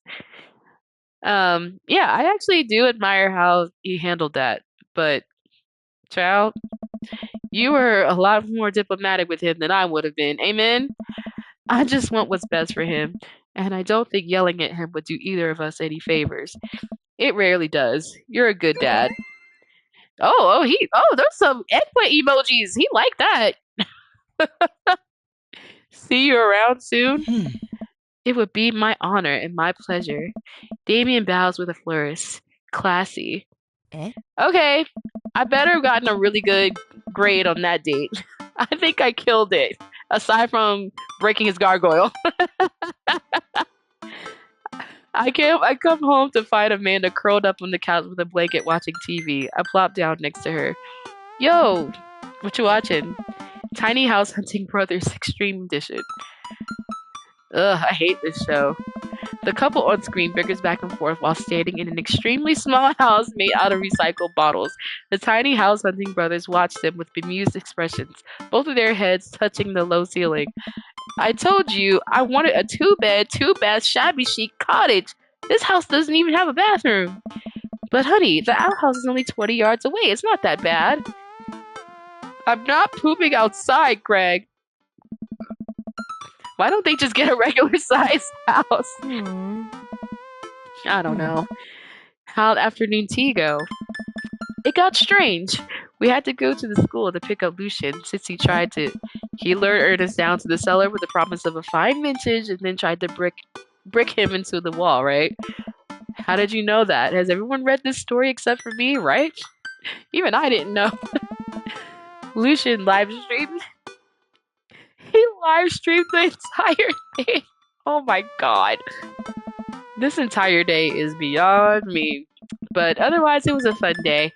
That Damien guy's a character, but he's really good company and a surprisingly diplomatic dad. I dig his style. Me too. You know what? Me too. Alright, here are the results of the date. It better be an S, bitch. These scores are so made up. They just be throwing numbers on there. Okay, marvelous. I'll take an A. That's way better. I'll take an A. Welcome. You've got dads. Okay, let's see. Ooh, blowing up. All right. Let's see. I really don't want. Okay, let's just see what Craig's talking about. So I have a favor to ask. Robert invited me. No, not Robert. Robert invited me over for dinner. And I know it's kind of a faux pas to invite another bro, but I've known the guy for years and I still can't get a good read on him. And I know it's gonna be super awkward if I go by myself. Will you please come with me? You know what? Valid. And I had a feeling he was gonna ask that. Yeah, let's do this awkward ass dinner. I love food. Down to party? Down to party. I especially love food that's free. And I don't know why you're so sweaty over cooking, but sure, I'm down. Thank you. I really hope that's a sweat of relief. All right, let's.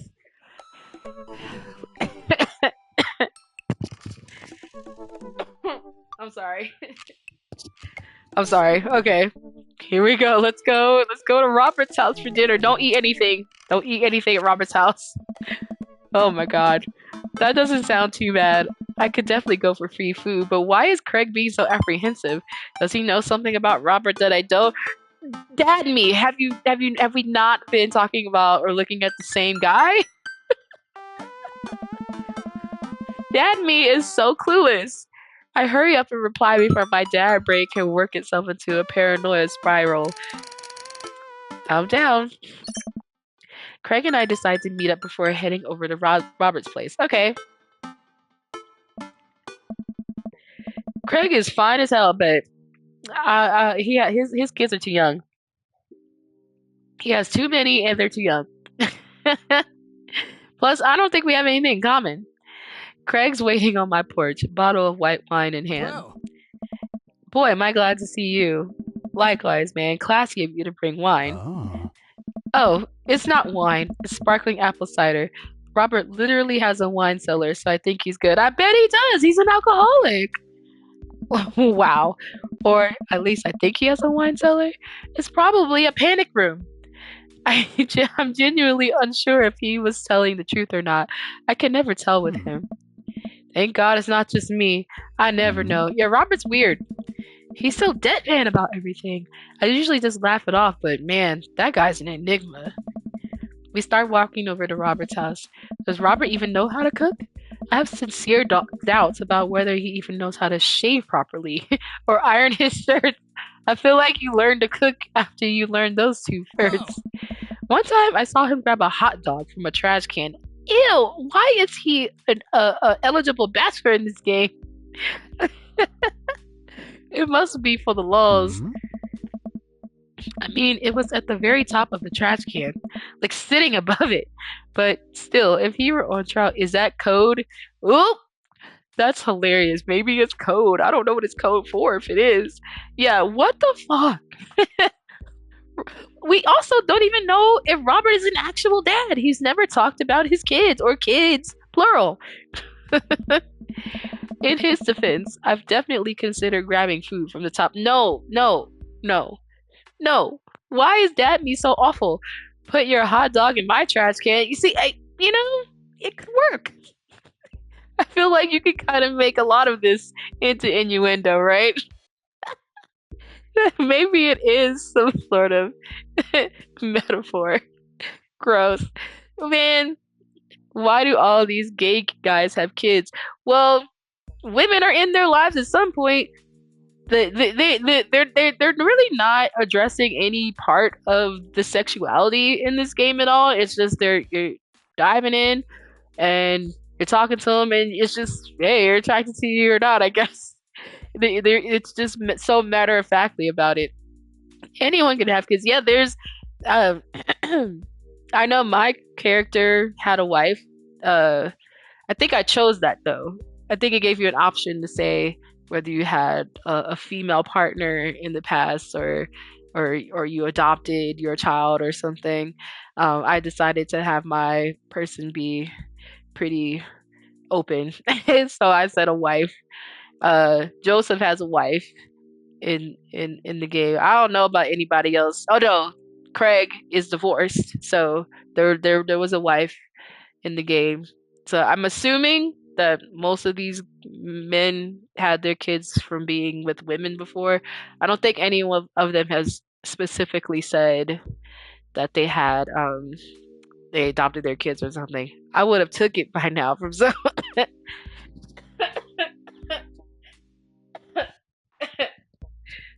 What do you mean by that? What do you mean by that? Oh no. No. Well, yeah, I think we've all considered it, but the difference is that Robert actually did it. True, maybe he's the enlightened one. Maybe we're holding ourselves back. Hmm?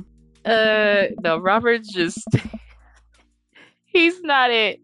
But there's probably a version. I mean, maybe if I replay this game, I'll pursue Robert just to see what it would be like. I came to party, and that's what we're going to do. God damn it! Oh Lord! We arrive at Robert's house and ring the doorbell, but the doorbell won't chime. Must be broken. Craig knocks on the door a few times. Since when does Robert have a dog? Wait, what? I don't know. That's weird. I can hear Robert just inside. 1 second. I'm gonna change the genre of one of these niggas. Yo. Yeah, this is a bit of a slow burn in this game. What if he's the one making barking noises and there is no dog? Honestly, I would believe that. Don't say that. We're not even inside yet. Finally, the door opens. Robert looks a little surprised to see me. Oh, Didn't know you'd be tagging I along. don't know. Did Craig not tell Robert I was coming? Come on, Craig. Yeah, you can't just pop up. I can leave if there's not. That's low-key hilarious. This guy. No, it's fine. Come on in. Yeah, I feel like I'm interrupting. Yeah, barf. This man. I think he's actually supposed to be attractive. But I'm not seeing it. I almost saw it for a second in the very, very, very beginning of the game when they're just kind of listening to people. I almost saw it for Robert, but I was just like, what? I don't know. He's not. He's like weird, bad boy. We're stay away from this guy, bad boy. All the bottles, right? Why are you? You should not have company over, sir. This is an intervention, not a date. He's got shit everywhere. Oh man, Robert, you're a grown ass man. We enter Robert's living room, which is surprisingly really nice. Still super messy, but still nice. This is nice. What is nice about it? The big screen in the back. Make yourselves at home. He probably stole this house. He probably murdered the original tenants. We can still hear barking from the other room. Yeah, because that's a different family's dog. I didn't know you have a dog, Robert. Oh yeah, that's Betsy. I have to put her up when guests are over. She'll calm down a bit. No, she senses stranger danger. I hope Craig is on prep. I hope they all are, because I am so ready to get down with somebody, and I hope they're not going to show that obviously in the game, but I hope there's going to be some implications once I get into a few more dates. I'm ready to get cracked. I gotta live out my dreams somehow. What kind of dog is she? Pitbull. Rescued her from a dog fighting ring a few years back. She hates strangers. Because you are the stranger. If I let her out right now, I would probably have to take you both to the ER. Oh. Craig and I make eye contact. He raises an eyebrow at me. Okay. Anyways, dinner should be ready in a minute. Leave!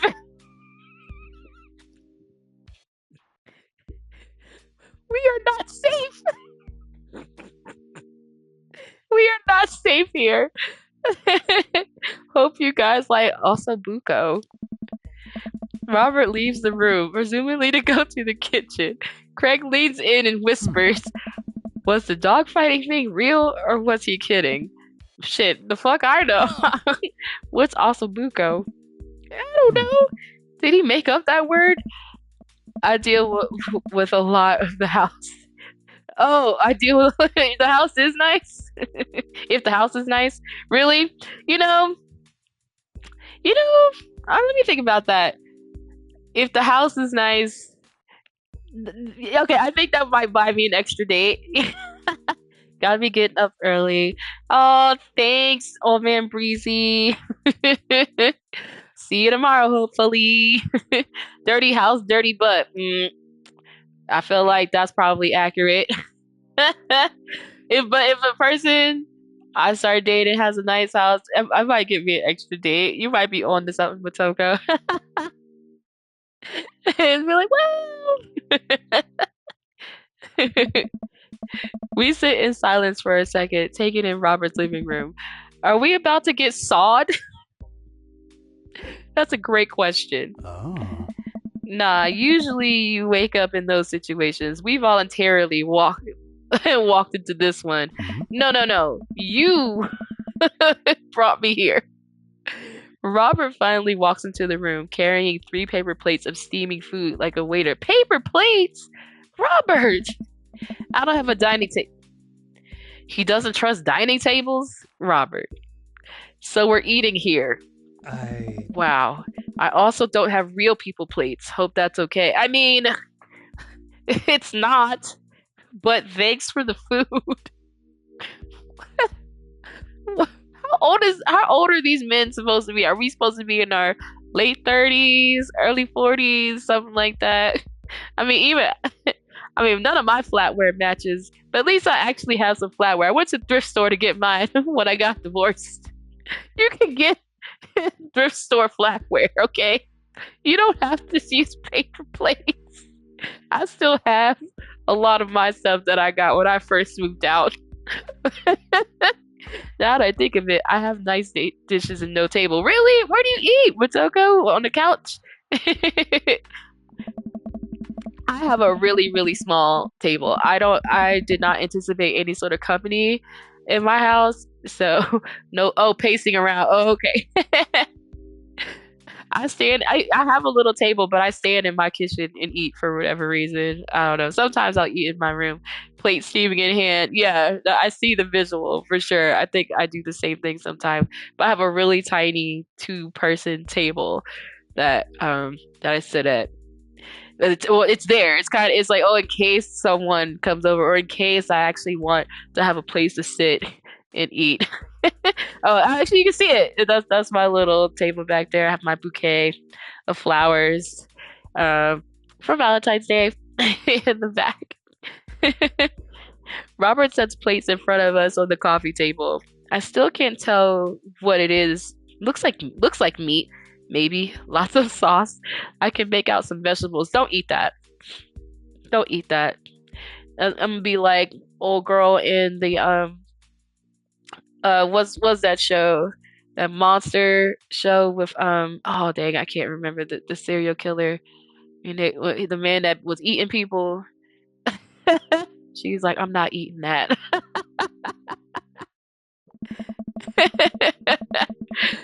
I think that might be rice. You think it might be rice, but it could also be pasta. Guess there's only one way to find out. Yeah, you don't eat it. You watch them eat. Hannibal, not Hannibal. He was the real life serial killer. Oh Lord, I don't know why I can't think of his name right now. I can't even remember the name of the man who played him. It was a Ryan Murphy, that Ryan Murphy series. Dahmer, yes. That's what I'm thinking of. That one scene, he had Niecy Nash over at his apartment, and he's trying to feed her a sandwich. She's like, "I'm not eating that." Yeah, that's what I'm trying to tell Dad me right now. Don't eat anything this man is serving you. He is disheveled. Oh gosh, of course. My dad's an idiot. Nice. Oh my god. I take another bite. The medley of flavors in this dish is amazing. The meat is so tender and the risotto, I think that's what it is so creamy. Robert, this is really incredible. You cooked this? Of course, they had to give him something. Okay, so he's a good cook. I fished it. Bitch, he better be lying. Talking about I fished it out of a dumpster behind a restaurant. Or at least I think it was a restaurant. Dude. No, I can't take him seriously. No. You please, you can't play like that. Can you believe people just throw this stuff away? I almost gag. Oh. I'm kidding. I look over at Craig, who looks wary but still has his mouth full. He gives Robert a thumbs up. Glad you like Oh. it. Where did you learn to cook like this? Hmm? Worked at a restaurant in Spain for a hot sec. No, don't try to make him this well-rounded, interesting guy. He sucks. Is he messing with us? Especially after every sentence, they're like, "Is he lying?" Who wants to date someone like that? Where you never know what's true. That's who I married. God, I am not going back for another round of that. Gotta question everything the person's saying. You lived in Spain? After I dropped out of college, I went backpacking through Europe, crashing on couches, sleeping in hostels, wherever. I do like a mystery. Okay, okay, this might be your match, Matoka. We have to peel back the layers of Robert. Don't let the gray exterior and alcoholism fool you. He's a beautiful soul. Totally broke. Worked a couple of odd jobs wherever I could to scrape together some cash. One night, I'm eating dinner in this little restaurant just outside of Madrid. I go to pay and realize I spent the last of my money on booze the night before. Of course you did. I'm in the middle of ditching. That's probably the only true part of the damn story. I'm in the middle of ditching when the manager catches me and puts me to work in the kitchen. Long story short, they ended up liking me so much they offered me a job. Why not, right? Started living with some distant relatives on my mom's side. Over the course of 2 years, I worked my way up from busboy to sous chef. Learned a lot. Craig and I wait for the punchline. What night watchman did he swindle to get back into the States? Who did he con in a game of poker in the back room of a speakeasy for safe passage in the crew quarters of a cargo ship? Anyway, I still love to cook. I don't know what's real anymore, but this food's so good I kinda don't care. That's amazing. It really is. To be totally honest, I wasn't exactly expecting gourmet cooking here, especially not served on paper plates. And bottles and underwear draped in the background. I don't care about presentation. Clearly, if the food is good, it should speak for itself. This awesome buco is screaming for itself. And paper plates are just as good as regular plates if you double them up. I mean, yeah, at a damn barbecue. You're having dinner guests.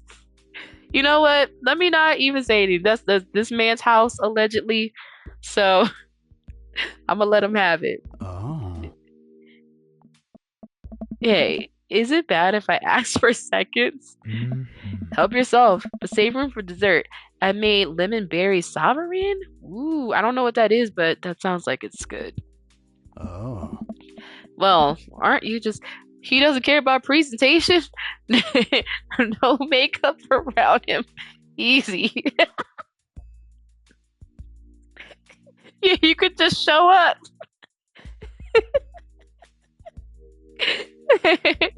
Well, aren't you just full of... Craig looks over at me. Surprises. Oh, he winks. Look, hey, calm down. We're still not sure about you yet, Robert. Don't be trying to flirt. You bet I am. You can come over for dinner anytime. You know, I like food. I like free food. Nice. I'm gonna go get seconds. Me too. After consuming way more ossobuco than my body could handle, and then really ensuring a later food coma with a generous serving of whatever sovereign was, Craig and I decide to head out. Yeah, leave with your life. Thanks for coming. I'm making an attempt to be more social. Oh, he's trying to come out of his shell. Well, we're always happy to stop by if you want company. Especially if there's ossobuco involved. Okay. That was an interesting filler episode. What the heck? They're trying to make Robert be human. I mean, I feel like they're going to make. I still have to date these other guys, so I feel like they're going to force me to go out with Robert as an option. So I'm gonna have to cap it here, though. I need to get ready to go to bed so I can get up and do my thing in the morning as well. But this has been good. We're moving right along. Got a couple new dates under our belts. Have a good one. Yeah, thanks for coming through and hanging out. Tati, Motoko, Thomas, everybody. Y'all are so awesome. Have sweet dreams. Enjoy your nights. And we'll be back tomorrow to get more dates in. We'll try to see who we're going to end up landing on by Valentine's. So a couple more nights of adventuring through the cul-de-sac of DILFs. Thanks for joining again, and I will catch you in the next stream. Bye!